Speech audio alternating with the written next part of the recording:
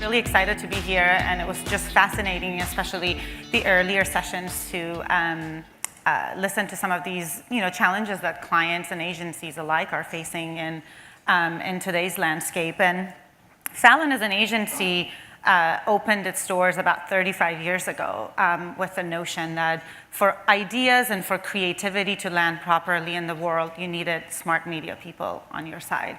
And I think that sentiment is probably more true now than ever before. And what I'm going to show you is a reflection of how that actually comes to life. So interesting to hear earlier on Pete and the crew talking about, obviously, there's also this movement of a lot of clients taking in bits and pieces of their media or creative or deployment creation in-house, and absolutely there's value to that. I think the one value that a truly integrated and smart agency can add to your business is giving you the minds of people that aren't willing to work for you, but are willing to work on your business. And that's the perspective and the value that an agency can bring, that there's no way you can recreate that with the level of focus that you're given when you're working on one particular brand. That's my perspective, that's our perspective. Everybody's challenges and models and callings are different, obviously. So I'd like to start with Loctite. Who knows what Loctite is? Very good. So Loctite is a brand of glue, industrial and also consumer product. They came to us a couple of years ago wanting to redefine who they were, and it was so interesting. The biggest insight that actually came out of doing a lot of deep dive into this audience was that it was a category that was defined by failure. People felt really crappy about themselves when they had to use glue. So it was all about broken pieces, sticky fingertips, just not feeling satisfied. There was definitely this notion of failure, kind of overshadowing everything else. And we wanted to be able not to only change perception, but have this emotional shift of creating a world of win for this brand.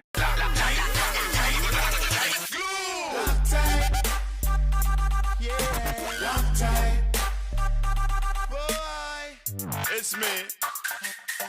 Cause if you make a thing or break a thing, it's no problem. Loctite will fix it up and put it back together again. Cause if it's broken, it's unspoken what you need to get you through. Glue! Step one and step two. Loctite. Loctite glue saved our marriage.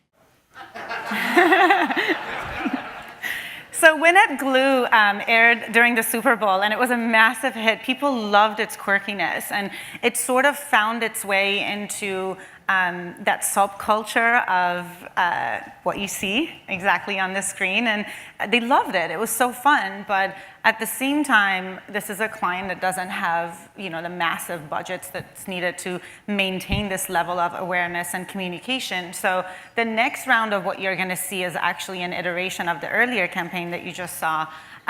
This is particularly developed for general contractors, so we went a little bit deeper into who these people are and how their reputations are actually in line when they use a product.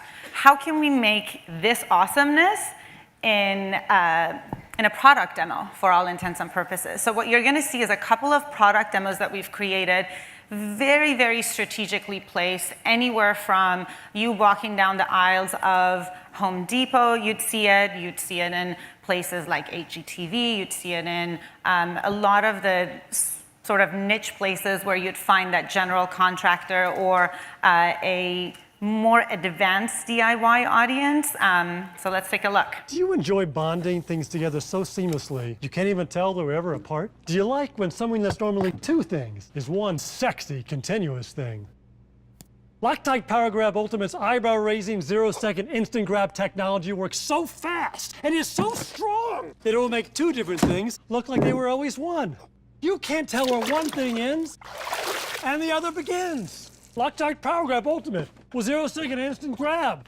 Stick stuff together. Fun, huh?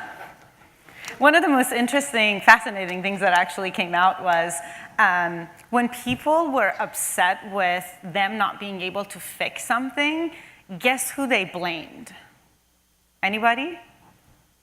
Who do they blame when they used the glue that didn't hold the broken pieces together? Spouse? No. They actually didn't blame the glue, the brand, they blamed advertising. And they blamed themselves. So, well, they said it would work, so it didn't. Either it's them or it's me. And we had to obviously solve that for Loctite. So here's another one. Hey, do you have a gap problem and are looking for a practical and reliable solution? Well then look no further. Loctite Tight Foam is the perfect tool to fill cracks, holes, and gaps around the house. It has 4 times more density than conventional foam, providing better insulation and durability. Loctite Tight Foam flexes with building materials and is less likely to break or crack. Gap problem? No problem. Loctite.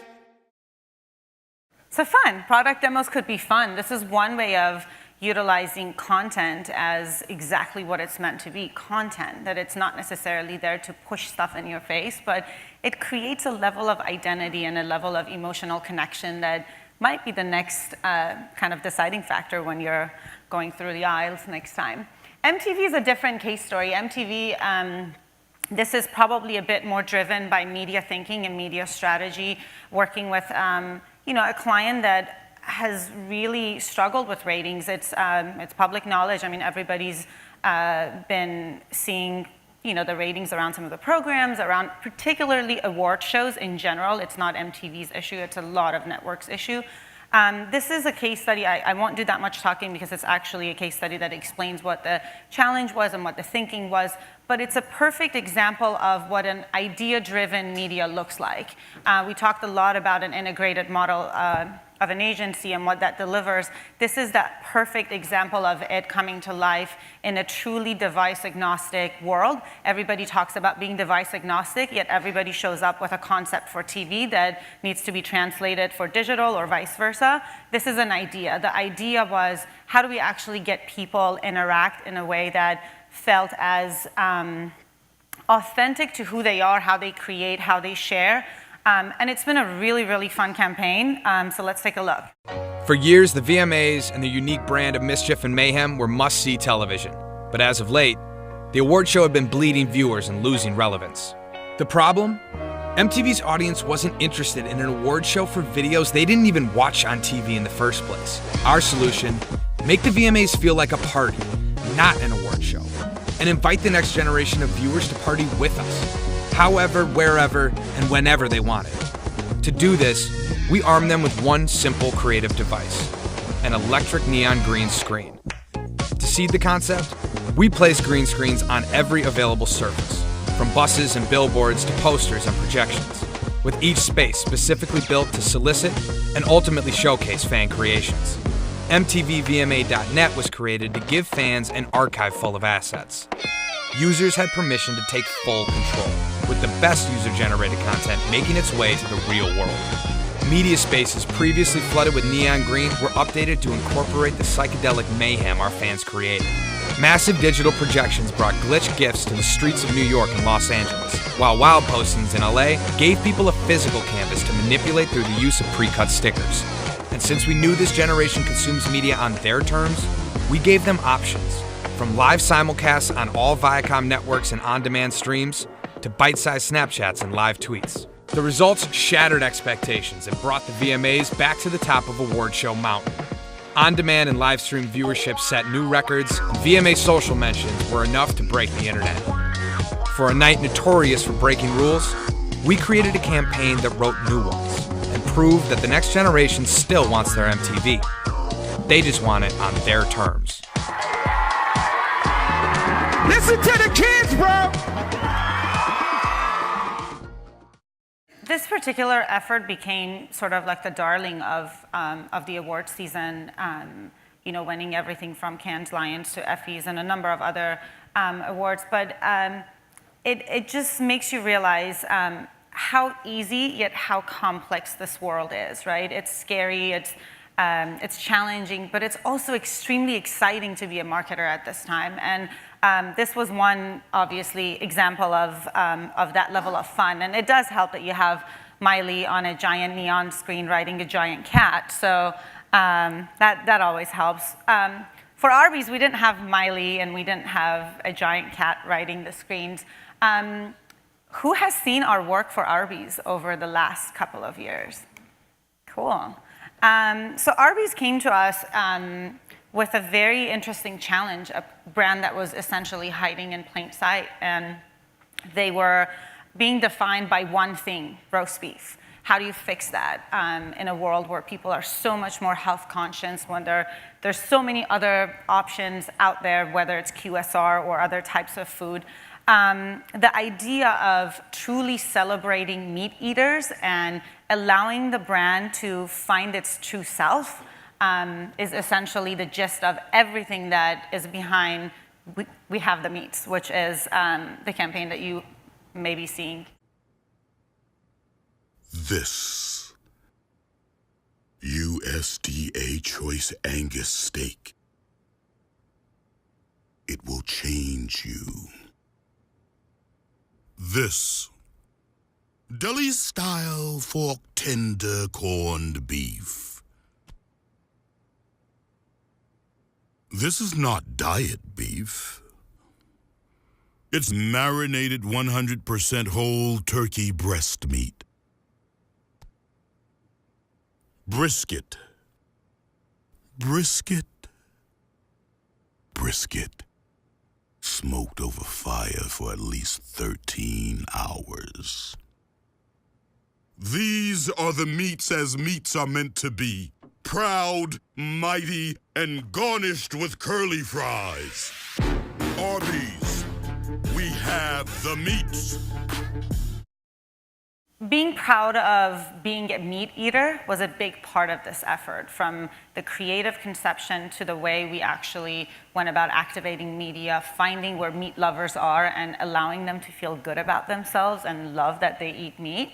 There's a couple of other ones, and then I want to show you guys a couple of examples that are a little bit more specific in how that content was actually created, targeted, and brought to life from a strategy session all the way to the media activation.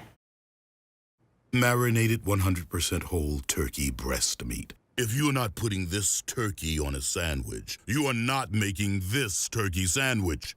You are making a mistake. Arby's, we have the meats.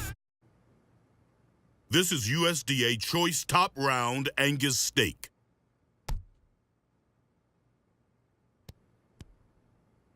On a sandwich. Arby's, we have the meats. People love meat, #meatcraft is a big cry rally for all those people that have identified with this platform so much over the last couple of years. It's been the most successful couple of years for the clients, and we're proud of it. Arby's has an agreement to feature their good friend Pepsi in 2 commercials a year. Well, Arby's messed up and forgot about the second commercial. So here it is. Pepsi. Cool, refreshing, and goes great with Arby's sandwiches and other Arby's foods. Arby's, we have Pepsi. It's fun being able to control a brand's voice and body language in a world where brand loyalty is not as strong as it used to be years and years ago. The next couple of pieces of work that I want to show you for Arby's is actually really fun. One is a recent partnership that we've developed with E-League. So one of the insights were there's 2 subcultures that exist within this world of We Have the Meats. One are gamers, like competitive gamers, and one are hunters. So you guys are going to see a couple of not necessarily spots, but pieces of content that were actually produced specifically for that audience. The E-League was actually really fun because beyond the digital portion of videos being produced and content being produced and sent out into this world, we also had actual food delivered to the competition. So it became a thing, it became a world of its own, to the earlier comment around, you know, word of mouth and how people actually have a level of emotional investment in brands that enable them to do the things that they love. So it's gotten to a point where they have these live competitions and people win and they chant Arby's. Like that's the cool thing for them to do because, you know, it's been a part of their day and part of their competition. Sandwich proprietor Arby's has officially teamed up with E-League. Anyone hear that? No, it's like a beeping. Shh, look there, listen. It's faster now. What? Looks like it's time to invest in a diffuse kit. Arby's, we have the meats. This was for a first-person shooter game around finding, you know, planting mines and finding them and stuff like that. The hunting one is happening as we speak. On Friday, we actually wrapped up a few Arby's locations throughout the country dressed as hunters. This is hunting season for those that may be familiar with it. I'm not. And what was envisioned to be a 10-day campaign actually ran out in less than 5 or 6 hours in the majority of the locations. There were lines out the door at those facilities, which is unbelievable for a QSR. But when was the last time anybody lined up for anything? So this is really fun. The woods. They're just a big salad when you think about it. And you've got to do what you do with any salad. Grab a rifle and pick through all the leaves and green stuff to see if there's any meat in there. Somewhere hidden under all this leafy green, there's meaty gold. It's meat season. Arby's, we have the meat. It's fun. It's the sandwiches that have been put on locations this week are venison sandwiches, and that came from the inside of not only the hunters being a fan, obviously, of meat eating, but also the majority. There's 30 million of them in the U.S., and the majority of them come home empty-handed. So this was one way for them to feel a little bit of love. Let's see, what's next? This is the last one, International Delight. This is a fun piece of work I'm going to show you guys. There's a series of them. Go online and check them out on your own. It's a whole world of what we call ID, or International Delight. The entire strategy for this particular work was developed around an insight that there's this group of people that drink coffee even though they don't like coffee. So they like coffee because they get to put creamer inside, and they like flavors, and some of them actually hate coffee. And there was this sort of opportunity space for ID to tap into that, because a lot of them were being talked down to by the sort of highbrow coffee makers and advertisers. So we call them Creamer Nation. This is the Creamer Nation that loves coffee for what they add to it, not for the coffee itself.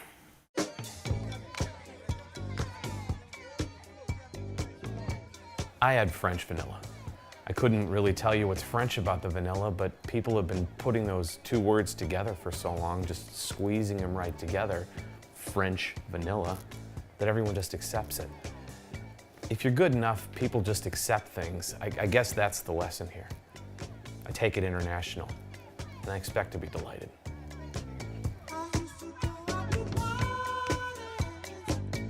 That was actually an earlier concept that we developed within our own walls. That's Rocky, our managing director.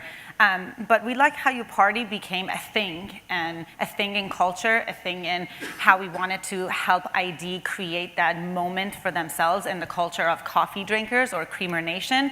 So what you're about to see is a series of these bite-sized pieces of content that have been deployed across the web, on TV, anywhere you can think of where the Creamer Nation would be found. It's been amazing. It's been the most successful quarter since this work has launched. And there's a companion series that goes with it that I won't have the time to show you guys, but go on your own on Facebook and take a look at it. It's called #MugLife. And it's all about mugs talking to themselves and creating these sort of fun opportunities for the Creamer Nation to actually love what they're drinking. How do you like your coffee? Choosing my favorite International Delight flavor is like choosing my favorite child, Hazelnut and Lucas. I like it international, and I expect to be delighted. How do you like your coffee? Coffee is bitter. Bitter like old family arguments that resurface during the holidays. Nothing a little peppermint mocha won't fix. I like it international, and I expect to be delighted. How do you like your coffee? I like to add caramel macchiato when I'm feeling fancy, which is every morning around 8:30, 8:45. I like it international, and I expect to be delighted. The last piece of work I wanted to show you was a thing that we created not for a client, but for ourselves, for Fallon. Fallon has offices in Minneapolis and Los Angeles. This was done by our Minneapolis team in light of the upcoming election. So we sent this thing out into the world on Friday, and it was immediately picked up by a bunch of trade and news, and it's been fun. It was meant to be a recruiting piece of video that we actually made for ourselves that, to the earlier point around being hit makers in culture, it became a hit. And I'd like to share it with you guys because who knows, if tomorrow doesn't go your way, one way or another, there's always this. Could you please roll that Canada video? Hi, I'm Charlie Wolf, and I think everyone should work at Fallon, Minneapolis. If you look closely, you'll notice Minneapolis is right on the border of Canada. Safe, politically stable Canada.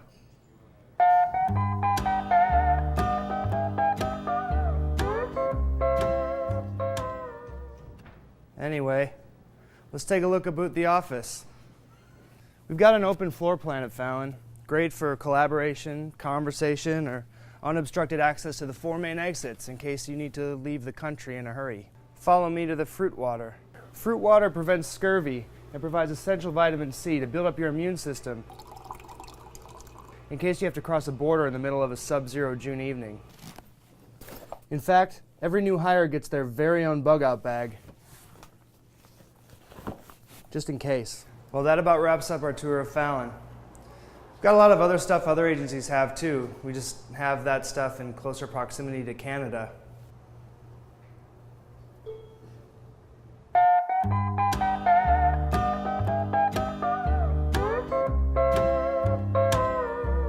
Plus, we're in Minneapolis, which is really close to Canada.